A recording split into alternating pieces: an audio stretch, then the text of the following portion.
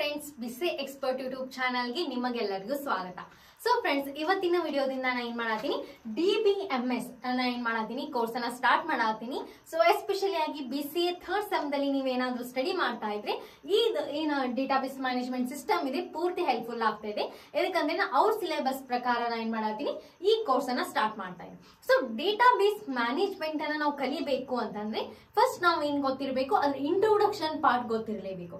ನೀವು ನನ್ನ ವಿಡಿಯೋಸ್ ಏನಾದ್ರೂ ರೆಫರ್ ಮಾಡ್ತಾ ಇದ್ರಿ ಅಥವಾ ನನ್ನ ವಿಡಿಯೋಸ್ ಏನಾದ್ರೂ ನೋಡ್ತಾ ಇದ್ರಿ, ನಾ ಯಾವುದೇ ಒಂದು ನ್ಯೂ ಕಾನ್ಸೆಪ್ಟ್ ಅನ್ನ ಸ್ಟಾರ್ಟ್ ಮಾಡಾತೀನಿ ಅಂದ್ರೆ ಅದ್ರ ಬಿಫೋರ್ ನಾ ಏನ್ ಮಾಡಿರ್ತೀನಿ, ಒಂದ್ ವಿಡಿಯೋ ಇಂಟ್ರೊಡಕ್ಷನ್ ಪಾರ್ಟ್ ಅನ್ನ ಮಾಡಿರ್ತೀನಿ. ಸೊ ಅದ್ರ ಸಬ್ಜೆಕ್ಟ್ ಅನ್ನ ನಾವು ಎದಕ್ಕೆ ಸ್ಟಡಿ ಮಾಡ್ಬೇಕು, ಎದಕ್ಕೆ ಹೆಲ್ಪ್ಫುಲ್ ಆಗುತ್ತೆ, ಸೊ ಅದಕ್ಕಿಂತ ಮುಂಚೆ ನಾವು ಏನ್ ಯೂಸ್ ಮಾಡ್ತಿದ್ವಿ, ಸೊ ಅದ್ ಬಂದ್ಮೇಲೆ ಹೆಂಗ್ ಹೆಲ್ಪ್ಫುಲ್ ಆಗ್ತಾ ಇದೆ ನಮ್ಗೆ ಅನ್ನೋದು ಎಲ್ಲಾ ಡೀಟೇಲ್ಸ್ ಬಗ್ಗೆ ನಾ ಏನ್ ಮಾಡತ್ತೀನಿ ಈ ವಿಡಿಯೋದಲ್ಲಿ ಕವರ್ ಮಾಡ್ತಾ ಇದ್ದೀನಿ. ಸೊ BCA ಥರ್ಡ್ ಸೆಮ್ದಲ್ಲಿ ಬಂದ್ಬಿಟ್ಟು ಡೇಟಾಬೇಸ್ ಮ್ಯಾನೇಜ್ಮೆಂಟ್ ಸಿಸ್ಟಮ್ ದಲ್ಲಿ ನಿಮಗೆ ಟೋಟಲ್ ಆಗಿ 4 ಯೂನಿಟ್ಸ್ ಬರ್ತಾವೆ.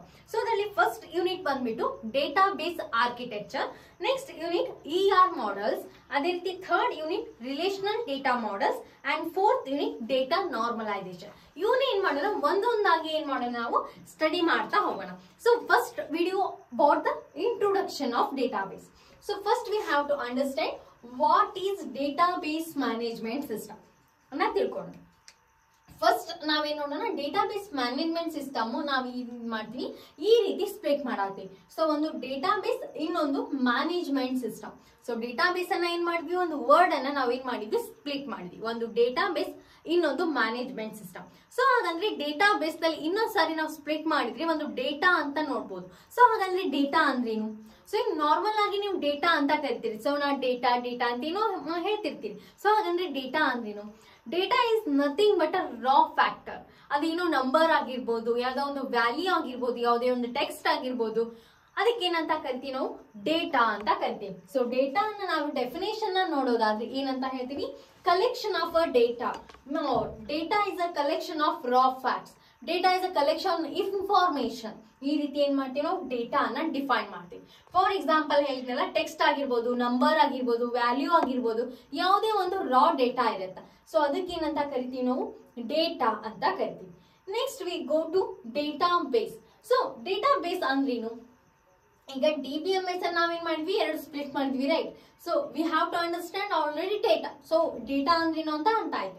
Next we see the database. So database ಅಂದ್ರೇನು, the organised collection of structured data that is stored and accessed electronically to manage more effectively called database.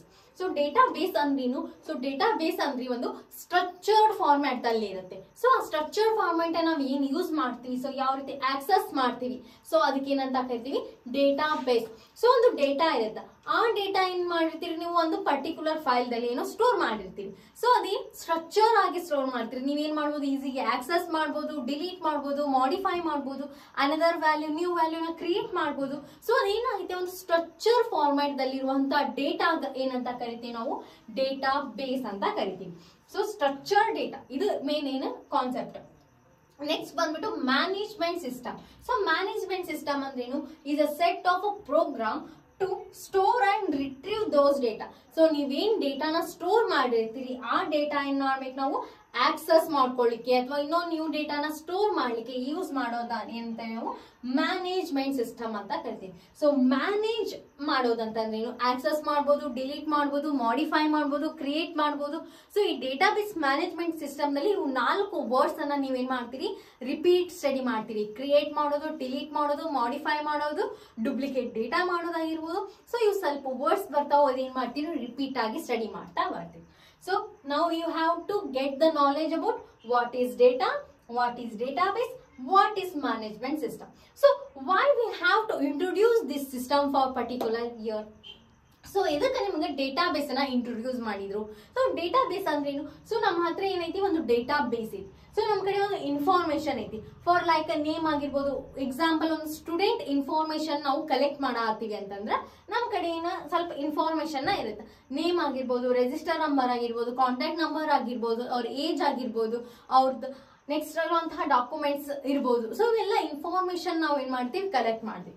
So ಇಲ್ಲಿ ಒಂದು particular ಅನ್ನ major ತಗೊಂಡ್ವಿ, ಏನು ನೇಮು, ರಿಜಿಸ್ಟರ್ ಮತ್ತು contact number. ಇವು ಏನ್ ಮಾಡ್ಬೇಕು, ಸ್ಟೋರ್ ಮಾಡ್ಬೇಕು. ಸೊ ಸ್ಟೋರ್ ಮಾಡ್ಬೇಕಂದ್ರೆ ನನ್ನ ಕಡೆ ಏನ್ ಬೇಕು, ಒಂದು ಸಿಸ್ಟಮ್ ಇರ್ಲೇಬೇಕು ಅಥವಾ ಏನೋ ಒಂದ್ ಇರ್ಬೇಕು ನಾವು ಸ್ಟೋರ್ ಮಾಡಾಕ. ಸೊ ಅದು ಏನ್ ನಾವು ಸ್ಟೋರ್ ಮಾಡ್ತೀವಲ್ಲ ಅದಕ್ಕೆ ಏನ್ ಮಾಡ್ತೀವಿ, ಡೇಟಾ ಬೇಸ್ ಅಂತ ಕರಿತೀವಿ. ಸೊ ಫಾರ್ ಎಕ್ಸಾಂಪಲ್ ನೇಮ್ ಏನ್ ಕನ್ಸಿಡರ್ ಮಾಡಿ ನಾನು, BCA, register number 2, so contact number 1 to 0. ಈ ರೀತಿ ಏನಾದ್ರು ಒಂದು ಸ್ಟೂಡೆಂಟ್ ಇನ್ ಇನ್ಫಾರ್ಮೇಶನ್ ನ ಎಲ್ಲಿ ಸ್ಟೋರ್ ಮಾಡಾತೀನಿ, ಈ ಡೇಟಾ ಬೇಸ್ ಒಳಗಡೆ ಸ್ಟೋರ್ ಮಾಡಾತೀನಿ. ಸೊ ನಮ್ ಡೇಟಾ ಬೇಸ್ ಇಂಟ್ರೊಡ್ಯೂಸ್ ಮಾಡಿದ್ರು, ಸೊ ಹಾಗಾಗಿ ನಾವು ಎಲ್ಲಾ ಇನ್ಫಾರ್ಮೇಶನ್ ನ ಡೇಟಾ ಬೇಸ್ ಒಳಗಡೆ ಸ್ಟೋರ್ ಮಾಡಿದ್ವಿ. ಬಟ್ ಇನ್ನು ಡೇಟಾ ಬೇಸ್ ಅನ್ನ ಇಂಟ್ರೊಡ್ಯೂಸ್ ಮಾಡಿದ್ದಿಲ್ಲ, ಅವಾಗ ಇನ್ನು ಡೇಟಾ ಬೇಸ್ ಅಂದ್ರೆ ಇನ್ನೂ ಗೊತ್ತಿರಲಿಲ್ಲ. ಸೊ ಅವಾಗ ಯಾವ ರೀತಿ ಡೇಟಾನ ಸ್ಟೋರ್ ಮಾಡ್ತಿದ್ರು. So why database introduce, so database ಎದಕ್ಕೆ ಇಂಟ್ರೊಡ್ಯೂಸ್ ಆಯ್ತು, ಸೊ ಎದಕ್ಕೆ ಹೆಲ್ಪ್ಫುಲ್ ಆಯ್ತು ಅನ್ನೋದನ್ನ ನೋಡೋಣ. ಫಸ್ಟ್ ನಾವು ಡೇಟಾನ ಸ್ಟೋರ್ ಮಾಡಾತೀವಿ, ಒಂದು ಡೇಟಾನ ಸ್ಟೋರ್ ಮಾಡಾತೀವಿ ಅಂತಂದ್ರೆ ಮೇಜರ್ ಆಗಿ ನಮ್ ಕಡೆ ಏನ್ ಬರ್ತಾವು, 3 ಟೆಕ್ನಿಕ್ಸ್ ಬರ್ತಾವ. ಸೊ ಯಾವ್ಯಾವು, first one book and file system, second one flat file system, third one database. Database ಮತ್ತು flat file system, books and file system, ಇವು ಮೂರು ಏನು ಡೇಟಾನ ಸ್ಟೋರ್ ಮಾಡುವಂತ ಟೆಕ್ನಿಕ್ಸ್. ಫಸ್ಟ್ ಇಂಟ್ರೊಡ್ಯೂಸ್ ಮಾಡಿದ್ದೆ ಯಾವುದು, book and file system.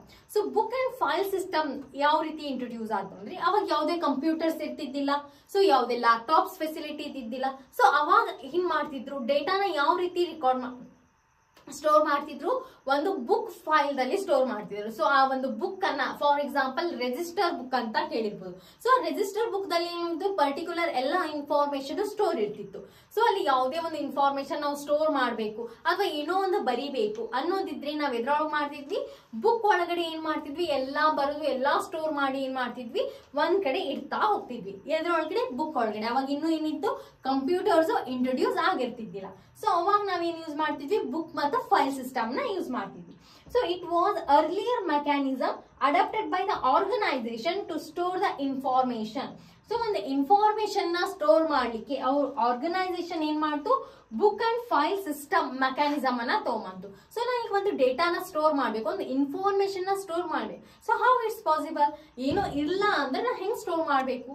So ಅವಾಗ ಏನ್ ಮಾಡಿದ್ರು, ಬುಕ್ಸ್ ಅಂತೂ ಇದ್ವು, ಬುಕ್ಸ್ ದಲ್ಲಿ ಏನ್ ಮಾಡ್ತಿದ್ರು, ಅವ್ರು ಬರೆದು ಸ್ಟೋರ್ ಮಾಡ್ತಿದ್ರು.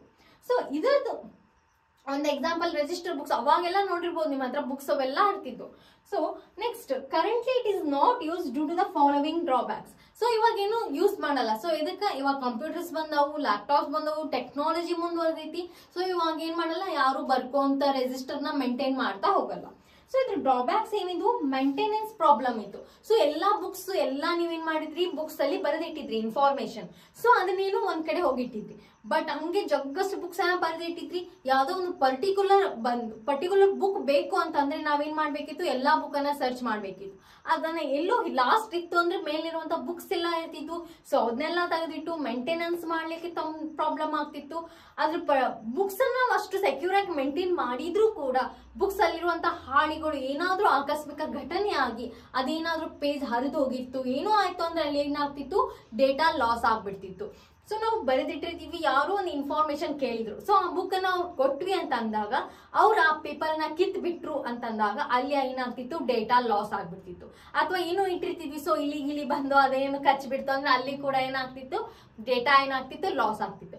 ಸೊ ಈ ಪ್ರಾಬ್ಲಮ್ಸ್ ಅನ್ನ ಓವರ್ಕಮ್ ಮಾಡ್ಲಿಕ್ಕೆ ನಾವೇನ್ ಯೂಸ್ ಮಾಡತ್ವಿ, ಫ್ಲಾಟ್ ಫೈಲ್ ಸಿಸ್ಟಮ್ಸ್ ಅನ್ನ ಯೂಸ್ ಮಾಡತ್ವಿ. ಸೊ ಫ್ಲಾಟ್ ಫೈಲ್ ಸಿಸ್ಟಮ್ ನ ಯೂಸ್ ಮಾಡಬೇಕಾದ್ರೆ ನಮ್ಗೆ ಏನಾಯ್ತು, ಅಲ್ಲಿ ಕಂಪ್ಯೂಟರ್ಸ್ ಗಳು ಇಂಟ್ರೊಡ್ಯೂಸ್ ಆದ್ವು. ಸೊ ಅಲ್ಲಿ ನಾವು ಡೇಟಾನ ಅಥವಾ ಏನು ಇನ್ಫಾರ್ಮೇಶನ್ ನ ಸ್ಟೋರ್ ಮಾಡಕ್ ಕೂಡ ಈಸಿ ಆಯ್ತು.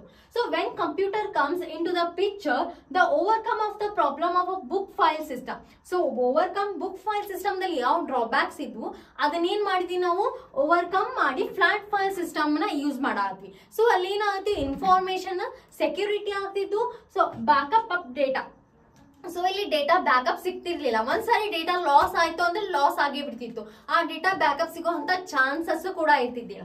ಬಟ್ ಅದೇ ಫ್ಲಾಟ್ ಫೈಲ್ ಸಿಸ್ಟಮ್ ನಲ್ಲಿ ಏನಾಗ್ತಿತ್ತು, ನಾವು ಯಾವ್ದು ಇನ್ಫಾರ್ಮೇಶನ್ ಡೇಟಾನ ಸ್ಟೋರ್ ಮಾಡಿರ್ತೀವಿ ಅದ್ರದ್ದು ಏನ್ ಸಿಕ್ತಿತ್ತು, ನಮ್ಗೆ ಬ್ಯಾಕಪ್ ಡೇಟಾ ಸಿಕ್ತಿತ್ತು. ನೆಕ್ಸ್ಟ್ ಡೇಟಾ ನಾವೇನ್ ಮಾಡ್ಬೋದಿತ್ತು, ಮಾಡಿಫೈ ಮಾಡ್ಬೋದು. ಸೊ ಏನೋ ಒಂದು ಡೇಟಾ ಬರ್ದಿರ್ತೀವಿ, ಅದನ್ನೇನ್ ಮಾಡ್ಬೋದು, ರಿಮೂವ್ ಮಾಡಿ ಅಲ್ಲಿ ಇನ್ನೊಂದು ಬರಿಬಹುದು. ಸೊ ಬಟ್ ಇದ್ರಲ್ಲಿ ಏನ್ ಹಾಕ್ಬೇಕಾಗ್ತಿತ್ತು, ಸ್ಕ್ರಾಚ್ ಹಾಕಿನೇ ಡೇಟಾ ಮಾಡಿಫೈ ಮಾಡ್ಬೇಕಿತ್ತು. ಸೊ ಇಲ್ಲಿ ಏನಂತಿದ್ದಲ್ಲ, ಮೇಂಟೆನೆನ್ಸ್ ಮಾಡಬೇಕಾದ್ರೆ ಏನೋ ಮಾಡಿಫೈ ಮಾಡಬೇಕಾದ್ರೆ ಇಲ್ಲಿ ಡಿಫಿಕಲ್ಟ್ ಆಗ್ತಿತ್ತು. Next sharing data. ಸೊ ಇಲ್ಲಿ ಕಂಪ್ಯೂಟರ್ ಫೈಲ್ ದಲ್ಲಿ ನಾವ್ ಏನಾದ್ರು ಡೇಟಾನ ಸೇವ್ ಮಾಡ್ತಿದ್ವಿ ಅಂತ ಅಂದಾಗ ನಮ್ಗೆ ಏನಾಗ್ತಿತ್ತು, ಇನ್ನೊಬ್ಬರ ಪರ್ಸನ್ಗೆ ಡೇಟಾ ಶೇರ್ ಆಗ್ತಿತ್ತು, ನಮ್ಮ ಒರಿಜಿನಲ್ ಡೇಟಾ ನಮ್ ಕಡೆನೆ ಉಳಿತಿತ್ತು. ಅವ್ರು ಏನೋ ಮಾಡಿಫೈ ಮಾಡ್ಕೊಂಡ್ರು, ಏನೇ ಡಿಲೀಟ್ ಮಾಡ್ಕೊಂಡ್ರು ಕೂಡ ಅವ್ರ ಸಿಸ್ಟಮ್ ದಲ್ಲಿ ಆಗ್ತಿತ್ತು. ಬಟ್ ಒರಿಜಿನಲ್ ಏನ್ ಇತ್ತು ನಿಮ್ ಕಡೆ ಡೇಟಾ ಅದು ಸೇಫ್ ಆಗಿ ಇರ್ತಿತ್ತು. ಬಟ್ ಇಲ್ಲಿ compare to books file system ದಲ್ಲಿ ನಾವೇನ್ ಮಾಡ್ಬೇಕಿತ್ತು, ಅವ್ರಿಗೆ ಆ ಬುಕ್ ಅನ್ನ ಕೊಟ್ಟಾಗ ಆ ಬುಕ್ ಏನಾದ್ರೂ ಒಂದು ಇನ್ಫಾರ್ಮೇಶನ್ ಲಾಸ್ ಆಯ್ತು ಅಂತಂದ್ರೆ ರಿಟರ್ನ್ ನಮ್ಗೆ ಸಿಗುವಂತ ಚಾನ್ಸೇ ಇರ್ತಿದ್ದಿಲ್ಲ. ಸೊ ಹಾಗಾಗಿ ನಾವೇನ್ ಮಾಡ್ತಿದ್ವಿ, ಫೈಲ್ ಸಿಸ್ಟಮ್ ನ ಯೂಸ್ ಮಾಡ್ತಿದ್ವಿ. ಇಲ್ಲಿಯೂ ಕೂಡ ಏನ್ ಬಂತು, ಡ್ರಾಬ್ಯಾಕ್ಸ್ ಬಂತು. ಏನ್ ಡ್ರಾಬ್ಯಾಕ್ಸ್? Security problem. ನಾವು ಡೇಟಾನ ಸ್ಟೋರ್ ಮಾಡ್ತಾ ಇದ್ವಿ, ಆದ್ರೆ ಏನಾಯ್ತು, ಸೆಕ್ಯೂರಿಟಿ ಪ್ರಾಬ್ಲಮ್ ಇಲ್ಲಿ ಏನಾಯ್ತು, ಬರ್ತಾ ಇತ್ತು. ಯಾವ್ದೋ ಒಂದು ಹ್ಯಾಕರ್ ನಮ್ಮ ಡೇಟಾನ ಏನಾದ್ರೂ ಆಕ್ಸೆಸ್ ಮಾಡಿಬಿಟ್ರೆ ಡೇಟಾ ಏನಾಗ್ತಿತ್ತು, ಲಾಸ್ ಆಗುವಂತ ಚಾನ್ಸಸ್ ಕೂಡ ಇರ್ತಿತ್ತು. ಅಥವಾ ನಮ್ ಸಿಸ್ಟಮ್ ಕ್ರಾಶ್ ಆಗ್ಬಿಡ್ತು ಅಂದ್ರು ಅಲ್ಲಿ ಕೂಡ ನಮಗೆ ಪ್ರಾಬ್ಲಮ್ ಆಗ್ತಿತ್ತು. Data redundancy means duplicate of the data ಏನ್ ಮಾಡ್ಲಿಕ್ಕೆ ಬರ್ತಿದ್ದಿಲ್ಲ. ಇಲ್ಲಿ ಒಂದು ಡೇಟಾ ನಾವು ಡುಪ್ಲಿಕೇಟ್ ಮಾಡಿದ್ರೆ ಆ ಡೇಟಾ ಅಲ್ಲಿ ಕನ್ಸಿಡರ್ ಆಗ್ತಿದ್ದಿಲ್ಲ. For example notepad. So notepad is the best example for the flat file system. So ನೀವೇನ್ ಮಾಡ್ತಿದ್ರಿ, ಇಲ್ಲಿ ಬುಕ್ಸ್ ದಲ್ಲಿ ಫೈಲ್ ಸಿಸ್ಟಮ್ ದಲ್ಲಿ ಯಾವ ಬರ್ತಿದ್ರಿ, name, register number, mobile number ಅಂತ ಬರೀತಿದ್ರಿ. ಸೊ ಅದೇ ರೀತಿ ನೋಟ್ ಪ್ಯಾಡ್ ದಲ್ಲಿ ಕೂಡ ಬರೀತಿದ್ರಿ. ಬಟ್ ಅಲ್ಲಿ ಡುಪ್ಲಿಕೇಟ್ ಆಫ್ ದ ಡೇಟಾ ಆದಾಗ ಪ್ರಾಬ್ಲಮ್ ಆಗ್ತಿತ್ತು. ಸೊ ಸರ್ಚಿಂಗ್ ಕೂಡ ತುಂಬಾನೇ ಪ್ರಾಬ್ಲಮ್ ಆಗ್ತಿತ್ತು, ಜಲ್ದಿ ಸರ್ಚ್ ಆಗ್ತಾ ಇರ್ಲಿಲ್ಲ. ಸೊ ಇಂಥ ಪ್ರಾಬ್ಲಮ್ಸ್ ಅನ್ನ ಮತ್ತೆ ಓವರ್ಕಮ್ ಮಾಡ್ಲಿಕ್ಕೆ ಏನ್ ಇಂಟ್ರೊಡ್ಯೂಸ್ ಮಾಡಿದ್ರು, ಡೇಟಾ ಬೇಸ್ ಅನ್ನ ಇಂಟ್ರೊಡ್ಯೂಸ್ ಮಾಡಿದ್ರು. ಸೊ ಇಲ್ಲಿ ಏನ್ ಮಾಡ್ಬೋದು, ಡೇಟಾ ಬೇಸ್ ಅಂದ್ರೆ ನೀವೆಲ್ಲಾ ಇನ್ಫಾರ್ಮೇಶನ್ ನ ಏನ್ ಮಾಡ್ಬೋದು, ಒಂದು ಡೇಟಾ ಬೇಸ್ ಒಳಗಡೆ ಸ್ಟೋರ್ ಮಾಡ್ಬೋದು. ಅದೇನಿರ್ತಿತ್ತು, ಸ್ಟ್ರಕ್ಚರ್ಡ್ ಫಾರ್ಮ್ಯಾಟ್ ದಾಗ ಇರ್ತಿತ್ತು. ಸೊ ಹಾಗಾಗಿ ನಿಮ್ಗೆ ಯಾವುದೇ ಡೇಟಾ ಬೇಕಂದ್ರೂ ಈಸಿ ಆಗ್ತಿತ್ತು, ಡುಪ್ಲಿಕೇಟ್ ಡೇಟಾ ಆಗ್ತಿತ್ತು. ಡೇಟಾ ಇಂಟಿಗ್ರಿಟಿ ಒಂದು ಸ್ಟ್ರಕ್ಚರ್ ಫಾರ್ಮ್ಯಾಟ್ ದಲ್ಲಿ ಇರ್ತಿತ್ತು. ಡೇಟಾ ಸೇಫ್ ಆಗಿರ್ತಿತ್ತು, ಸೆಕ್ಯೂರಿಟಿ ಆಗಿರ್ತಿತ್ತು, ಇಂಡೆಕ್ಸಿಂಗ್, ಫಾಸ್ಟ್ ಸರ್ಚಿಂಗ್ ಕೂಡ ಆಗ್ತಿತ್ತು. ಸೊ ಹಾಗಾಗಿ ಏನ್ ಮಾಡಿದ್ರು, ಇವಾಗೆಲ್ಲ ಡೇಟಾ ಬೇಸ್ ಅನ್ನ ಏನ್ ಮಾಡಾದ್ರು, ಇಂಟ್ರೊಡ್ಯೂಸ್ ಮಾಡಿದ್ಮೇಲೆ ಎಲ್ಲರೂ ಡೇಟಾ ಬೇಸ್ ಅನ್ನ ಅಲ್ಲಿ ಏನ್ ಮಾಡ್ತಿದ್ರು, ಒಂದು ಡೇಟಾ ಇನ್ಫಾರ್ಮೇಶನ್ ನ ಸ್ಟೋರ್ ಮಾಡ್ಲಿಕ್ಕೆ ಯೂಸ್ ಮಾಡ್ಲಿಕ್ಕೆ ಸ್ಟಾರ್ಟ್ ಮಾಡಿದ್ರು. ಇವಾಗೆಲ್ಲ ಕಂಪನೀಸ್ ಗಳಲ್ಲಿ ಏನ್ ಮಾಡ್ತಾರ, ಡೇಟಾನ ಈ ಡೇಟಾ ಬೇಸ್ ದಲ್ಲಿ ಸ್ಟೋರ್ ಮಾಡಿ ಇಡ್ತಾರ. ಸೊ ಹಾಗಂದ್ರೆ ತಿಳ್ಕೊಳ್ಳೋಣ ಇವಾಗ ವಾಟ್ ಈಸ್ DBMS. ಡೇಟಾಬೇಸ್ ಎದಕ್ಕೆ ಇಂಟ್ರೊಡ್ಯೂಸ್ ಆಯ್ತು ಅಂತ ಗೊತ್ತಾಯ್ತು. ನೆಕ್ಸ್ಟ್ ಇವಾಗ DBMS ಅಂದ್ರೇನು? DBMS stands for database management system. It is the software design to create, manage and interact with the database. So ಇನ್ನೇನಾಗ್ತಿತ್ತು ಇಲ್ಲಿ, ಡೇಟಾಬೇಸ್ ಸ್ಟ್ಯಾಂಡರ್ಡ್ ಫಾರ್ಮ್ ಏನು, ಡೇಟಾಬೇಸ್ ಮ್ಯಾನೇಜ್ಮೆಂಟ್ ಸಿಸ್ಟಮ್. ಸೊ ಇದಕ್ಕೆ ಹೆಲ್ಪ್ ಆಗತೈತಿ ಕ್ರಿಯೇಟ್ ಮಾಡ್ಲಿಕ್ಕೆ, manage ಮಾಡ್ಲಿಕ್ಕೆ, interact ಮಾಡ್ಲಿಕ್ಕೆ ಏನಾಗುತ್ತಾ, ಈಸಿಯಾಗಿ ಅಂಡರ್ಸ್ಟ್ಯಾಂಡ್ ಆಗುತ್ತೆ. It provide a systematic way to store, retrieve and ಮ್ಯಾನ್ಯುಪ್ಯುಲೇಟ್ the data. So ಇಲ್ಲಿ ಈಸಿಯಾಗಿ ಸ್ಟೋರ್ ಮಾಡ್ಬೋದು, ಈಸಿಯಾಗಿ ಮ್ಯಾನೇಜ್ ಮಾಡ್ಬೋದು, ಈಸಿಯಾಗಿ ಮಾಡಿಫೈ ಮಾಡ್ಬೋದು, ಡೇಟಾ ಬೇಕಾದ್ರೆ ಡಿಲೀಟ್ ಮಾಡ್ಬೋದು, ಡುಪ್ಲಿಕೇಟ್ ಡೇಟಾ ಮಾಡ್ಬೋದು, ಎಲ್ಲಾ ರೀತಿಯ ಫೆಸಿಲಿಟಿ ಇರ್ತೈತಿ. ಸೊ ಮೇನ್ ಆಗಿ ಇದು ಎಲ್ಲಿ ಇರ್ತೈತಿ, ಸ್ಟ್ರಕ್ಚರ್ ಡೇಟಾದೊಳಗಿರುತ್ತ. ಏನಿರುತ್ತ, ಡೇಟಾ ಸ್ಟ್ರಕ್ಚರ್ ಫಾರ್ಮ್ಯಾಟ್ ದಾಗ ಇರುವುದರಿಂದ ನಿಮ್ಗೆ ಡೇಟಾ ಈಸಿಯಾಗಿ ಆಕ್ಸೆಸ್ ಮಾಡ್ಲಿಕ್ಕೆ, ಮ್ಯಾನೇಜ್ ಮಾಡ್ಲಿಕ್ಕೆ, ಕ್ರಿಯೇಟ್ ಮಾಡ್ಲಿಕ್ಕೆ ಬರುತ್ತೆ. ಸೊ ಹಾಗಾಗಿ ಏನ್ ಮಾಡಿದ್ರು, DBMS ನ ಇಂಟ್ರೊಡ್ಯೂಸ್ ಮಾಡಿದ್ರು. ಸೊ ಇದ್ರ ಮೇನ್ ಥಿಂಗ್ ಏನು, DBMS ಏನಂತಂದ್ರೆ ಡೇಟಾನ ನಾವು ಸ್ಟೋರ್ ಮಾಡ್ತೀವಿ, ಒಂದು ಇಫೆಕ್ಟಿವ್ ಆದಂತ ಎಫಿಷಿಯಂಟ್ ಮ್ಯಾನರ್ ಒಳಗಡೆ ಡೇಟಾನ ಸ್ಟೋರ್ ಮಾಡ್ಲಿಕ್ಕೆ ಯೂಸ್ ಮಾಡುವಂತ ಒಂದು ಸಾಫ್ಟ್ವೇರ್ ಏನಂತ ಕರಿತೀವಿ, DBMS ಅಂತ ಕರಿತೀವಿ. ಫ್ರೆಂಡ್ಸ್, ಇವತ್ತಿನ ವಿಡಿಯೋದಲ್ಲಿ ಏನ್ ಡಿಸ್ಕಸ್ ಮಾಡಿದ್ವಿ, ಡೇಟಾಬೇಸ್ ಇಂಟ್ರೊಡಕ್ಷನ್ ಬಗ್ಗೆ ಡಿಸ್ಕಸ್ ಮಾಡಿದ್ವಿ. ಸೊ ನೆಕ್ಸ್ಟ್ ವಿಡಿಯೋದಲ್ಲಿ ಏನ್ ಮಾಡೋಣ, ಡೇಟಾಬೇಸ್ ಆರ್ಕಿಟೆಕ್ಚರ್ ಇಂದ ಏನ್ ಮಾಡೋಣ, ನಿಮ್ ಸಿಲೆಬಸ್ ಅನ್ನ ಸ್ಟಾರ್ಟ್ ಮಾಡೋಣ. ಸೊ ಈ ವಿಡಿಯೋ ಇಷ್ಟ ಅಂದ್ರೆ ಖಂಡಿತವಾಗಿ ಲೈಕ್ ಮಾಡಿ, ಶೇರ್ ಮಾಡಿ ಮತ್ತು ಸಬ್ಸ್ಕ್ರೈಬ್ ಮಾಡಿ. Thank you for watching.